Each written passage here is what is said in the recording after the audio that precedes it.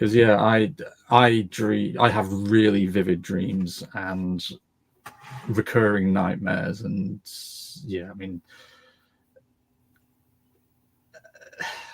several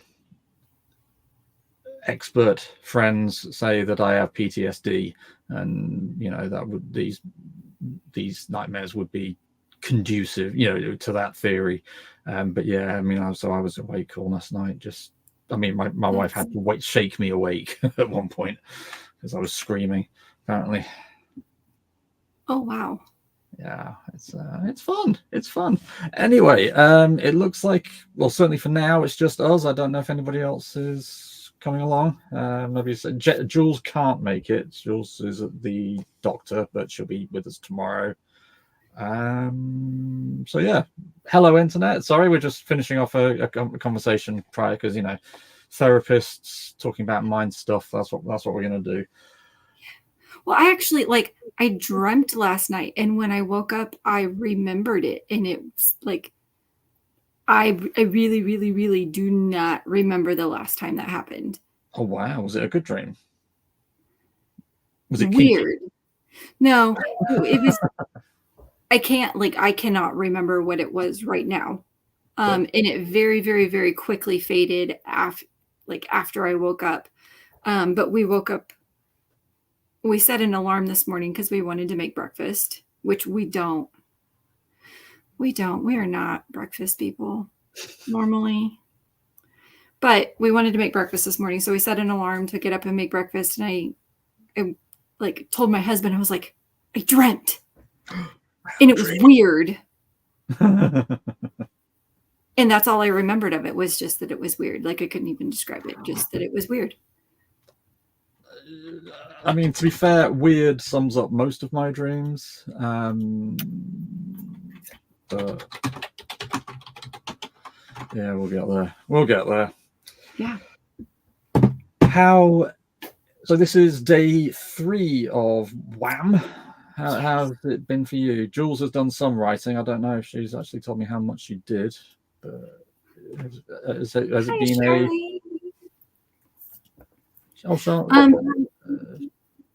I went downstairs for a little bit last night after we finished, and then I came back up, and I was like, I've got to go back upstairs, and I've got to finish this.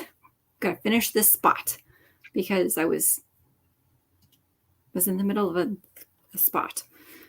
Oh, hi, Jules. Oh, Jules is with us as well. Oh, look at that. See, with us in spirit, even if not in person. Total right now, I'm at 2759. Yeah, just the fact that you can shove all that together in the space of 2 days, it to me is mind-boggling. But yeah, see, I've done next to nothing. I mean, literally done nothing. I got Jules wrote 450. Blimey, yay! Way to go! Yeah, so what did like I say, I slept badly last night. I had really bad back pain, and then when I was sleeping, I was having waking nightmares. So I got up, went shopping, went back to bed, got up, took my son to the gym, then played D&D for 3 hours and had to call it short to come here, and here we are. So it's been a very unproductive day. Ow. But yeah. Shall we look at it? Huh? Say that again? Depends on how you look at it. Productive day versus unproductive. Yeah, I suppose. Got some milk. Yeah. Let's do some tarot, shall we? Yeah. We ran to the bookstore, and I took a picture. I took a picture of 2 different decks because I was like, I think I want to get both of these, but buying them at the bookstores sometimes they're just really expensive. So much more expensive, yeah. There is the Dragon Rider's Oracle. Okay, so yes. And then there's the artwork on this one it was very simplistic, and I think that is what drew me to it, was just the simplicity and the beauty of it. It's called The Pride of Dragon's Oracle. And I mean, dragons, obviously, but they were just really, really, really pretty. Oh, I see what you mean. Yes, they are very Like, nice. like simple lines, Uh-huh. but just like beauty in the simplicity of it. Oh, and the Dragon Rider's Oracle is very nice as well. Yeah, I see what you mean. Well, it's like, since I drew that Dragon Rider card, and it still is sitting right in front of, like, that one has not made it to my book yet, because I feel like I still need that one. I still need that constant reminder. Yeah. And then I saw the Dragon Rider's Oracle. I was like, yep, might need that one.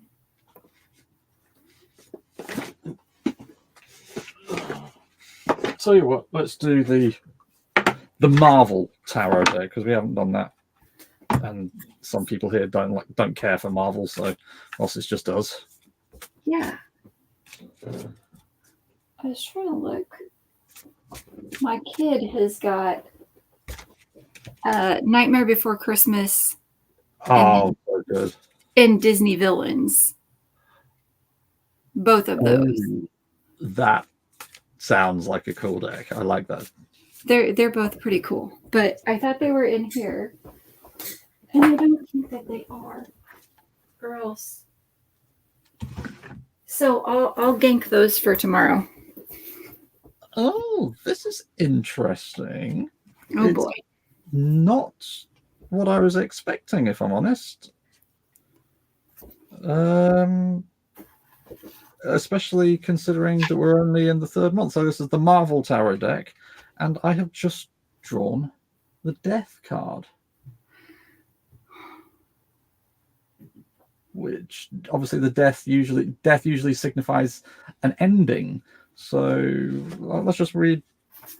So this is Jean Grey from the Uncanny X-Men in 1981. We come into the world alone, and we leave the same way. The time we spend in between, time spent alive, sharing, learning together, is all that makes life worth living. Like the mythical Phoenix itself, Phoenix, or Jean Grey, flew into your reading today to herald a new beginning for you. Don't fear the death card. If you pulled Phoenix or Jean Grey, change awaits. Embrace it and nurture the new.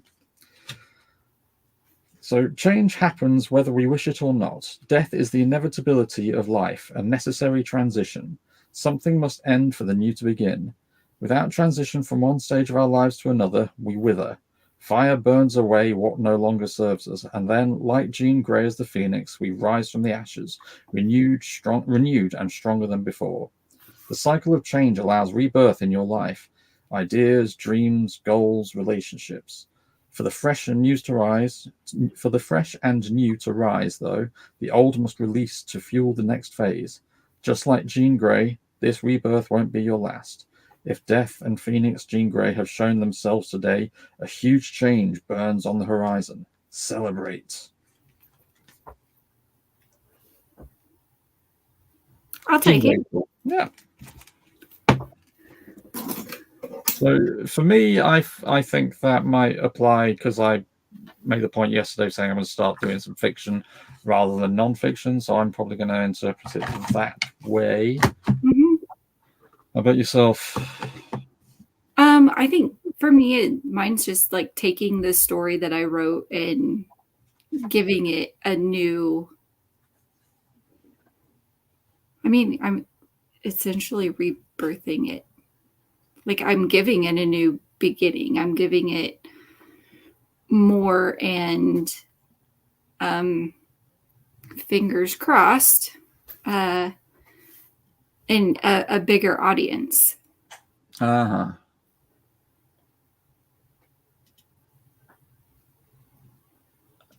Okay, so in spite of it traditionally being, an ending. Actually, we're focusing on the new beginning and how. Yeah. I think, and I was trying to look, and I don't know when it was.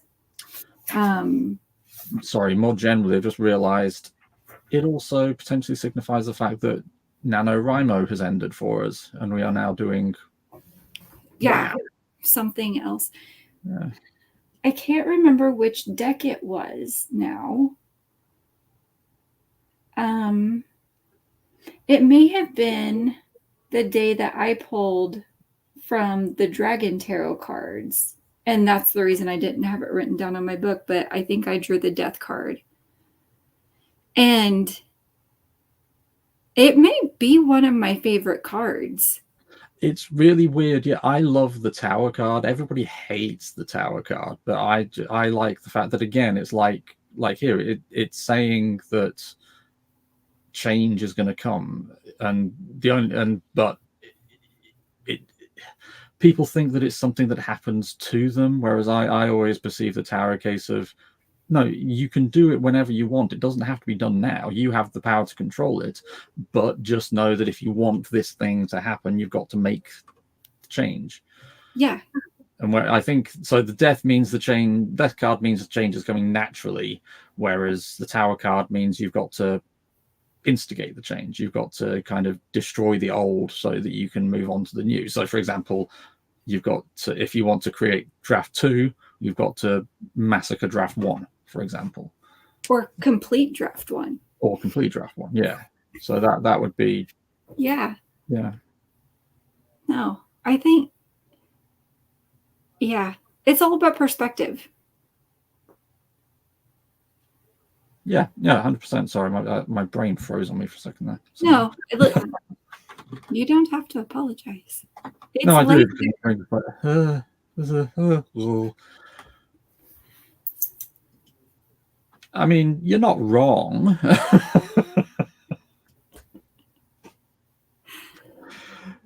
Cool. Okay. Yeah, I like.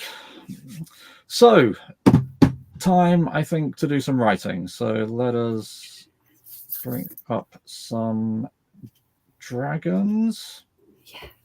This is where it's going to get interesting for me, because my fan fiction that I wrote, the chapters were, 1,000 words. And when I was looking at so this is a romance novel. Mm-hmm. And I was like, okay, how long are typical chapters in a romance novel? And it was like 3,000 words. Okay, we can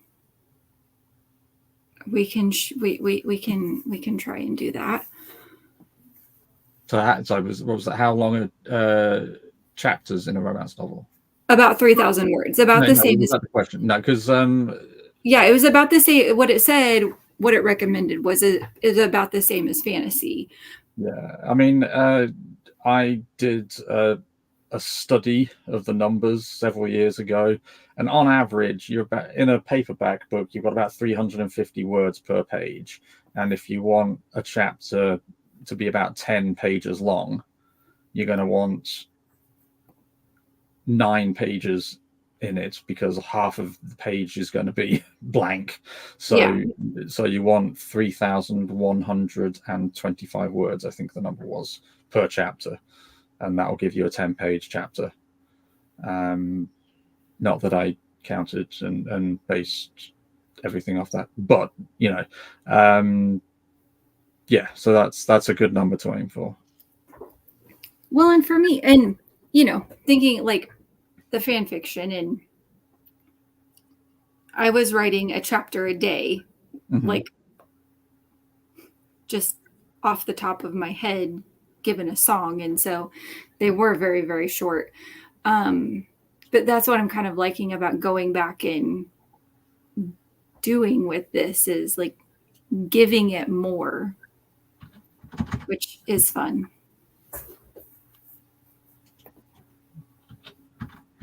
Giving it more depth. Yes. Yeah. So is that what you're doing now? Yeah. Cool.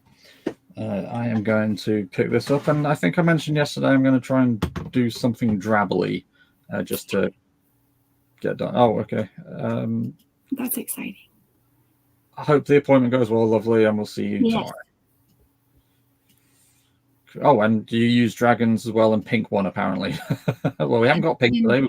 Blue, red, purple, and teal. So I can imagine who Charlene wants to win.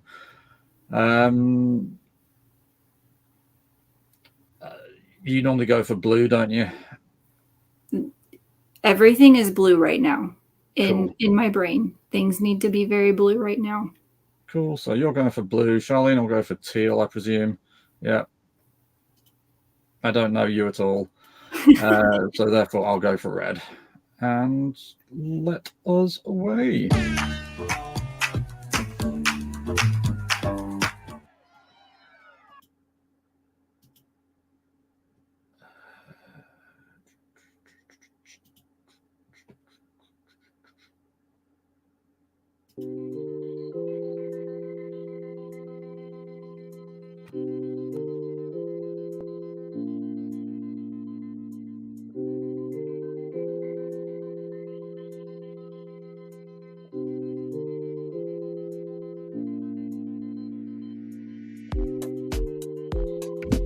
I'm actually going to waste time and go down and get myself a cup of tea. I'll be back in 1 second.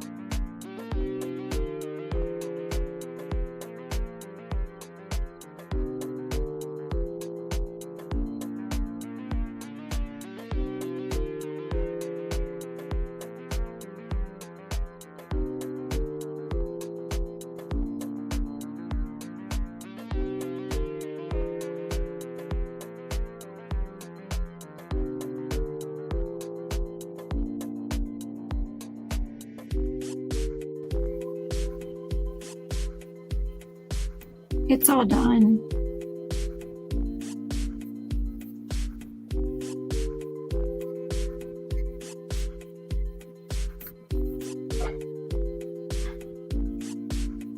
You're muted. I can't hear you. I'm having a great technical day. I am. It's been well spotted. I turned the sounds off. I just realised. I don't think any of us chose purple, did we? You had blue, I had red, Charlene had teal. Uh-huh. So let's just say Jules won. Yeah. Hooray, purple. How was that? Not too bad.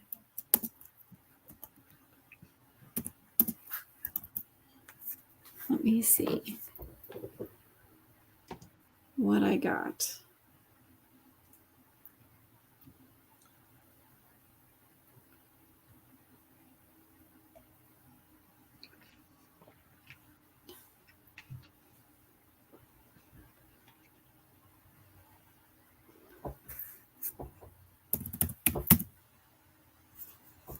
$11.68.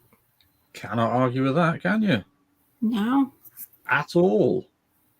Whereas I achieved the astronomical number of 105. Nice. To be fair, it would have been longer. I have written more than those words, but because these are drabbles, you've got to cut everything. Everything.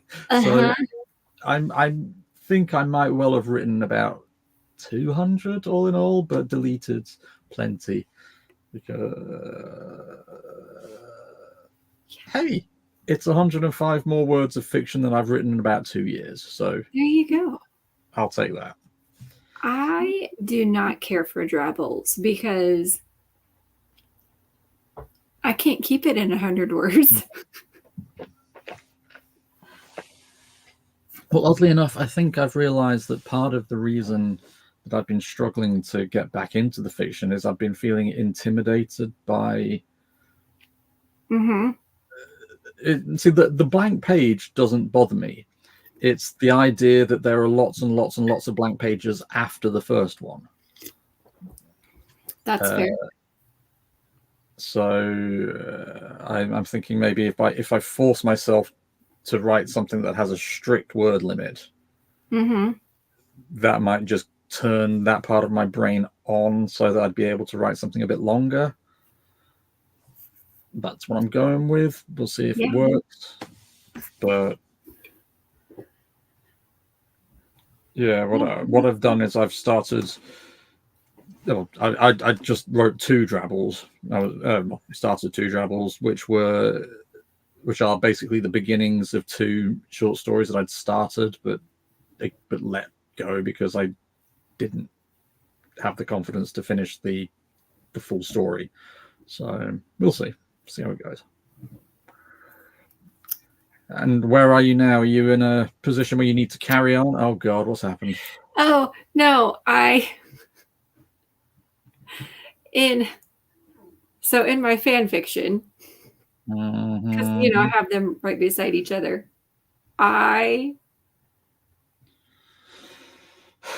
Well, no, like so that 1,100 words covered 153 words in my fan fiction. So I expanded that much of my fan fiction.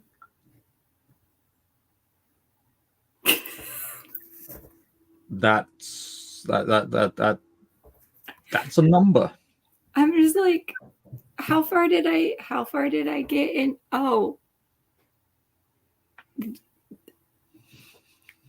that okay, yeah. Oh dear. So how long was the fan fiction entitled originally? Let me look, because it's been a while. I need to make an announcement that I'm going to be taking. I need to see what the legalities are. So the fan fiction, this one was 17,088 words. Okay. And it had 14 chapters. Okay. Jesus, I had 212 comments on it. Is that good? I mean, yeah, it's pretty. The ones that I did for like challenges always got more comments than other ones because they got reblogged more often. So what was this fan fiction of, if you don't mind me asking? It was for Glee. It was for like Is that yeah, dancing musical school thing? yeah. And so it was a Valentine's challenge where the 1st through the 14th of February, this one group on Tumblr would they would give a song every day. And so most people who did this, they would write one big story and include the song in each chapter. But the people who ran the group, they would read the stories as they came out daily, but they would also reblog them. And they actually ran like the Klein fan fiction library. So like they had lots and lots and lots of followers. So those were the ones that got the most like reads and stuff.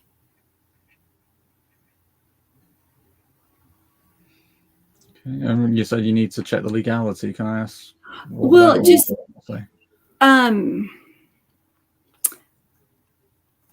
like if I can keep both of them. So like if I can keep change the names. Yeah, like I'm changing a bunch of it. And I also know that there are other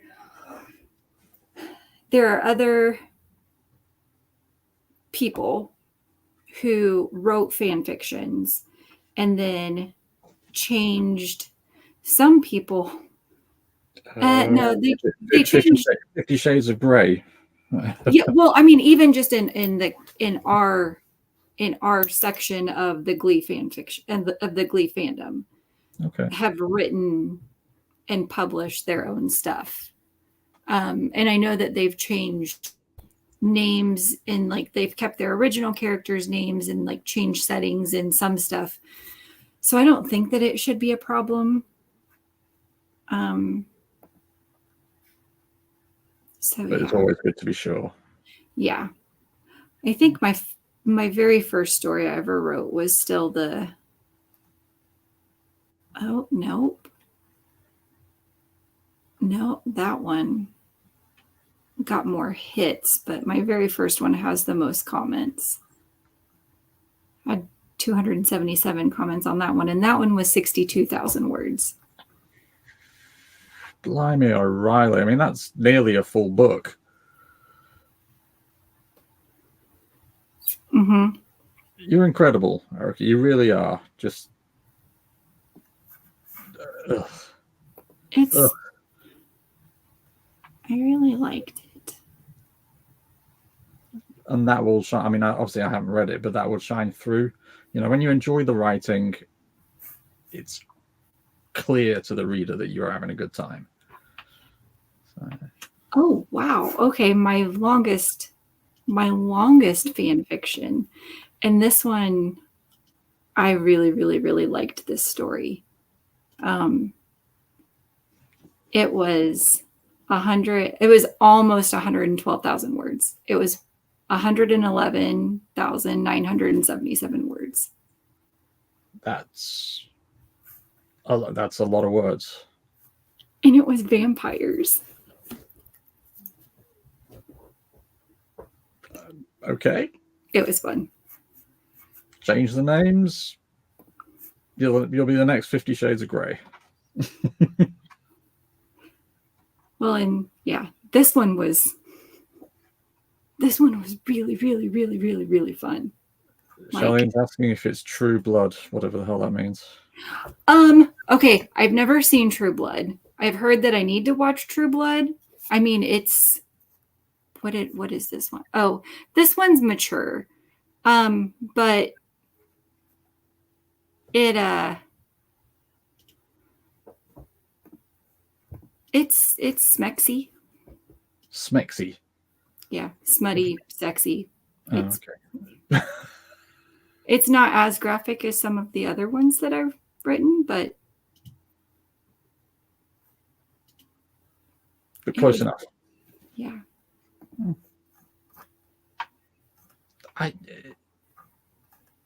At some point, you and I are going to have a chat about how you got into that and why you enjoy that. So, because it's not a genre I would associate you with, and yet clearly you absolutely adore it and love writing it. And I love finding out why people write what they write, if that makes sense. Like I would love to have that conversation. The smutty stuff or the fan fiction? The smutty stuff mostly, because fan fiction is smutty stuff, isn't it? Mostly. Not all of it. Oh, okay. So I thought you said it. I thought you said most of it was. Oh, a lot of mine is. Just because that's what I enjoy. No, and that's what I'm saying.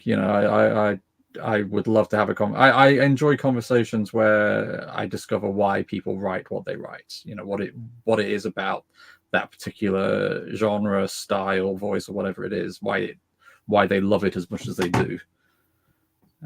Okay, it's like now I'm looking back through all of these, and I probably have as many so on Archive of Our Own, they have like G, T, M, and E. So like general audience, teen, mature, and explicit. Yeah. And I probably have as many like G and T as I have M and E. Okay. But like I have a Dom sub story series. I have a Dom sub series that I wrote. I've got a comic book called Sunstone, which is by all accounts really lovely and wholesome, but the characters do BDSM. Mm-hmm. And then I have there was one story that I wrote that was all of the chapter titles were Disney songs. That one is the one that like my monster book that my friends at Happy Town created for me. Like that's where that whole idea came from, was from writing this fan fiction. And like the two main characters start off 3 years old. And so then I have a lot of one shots of them when they're kids. And like, writing them as kids was so freaking fun.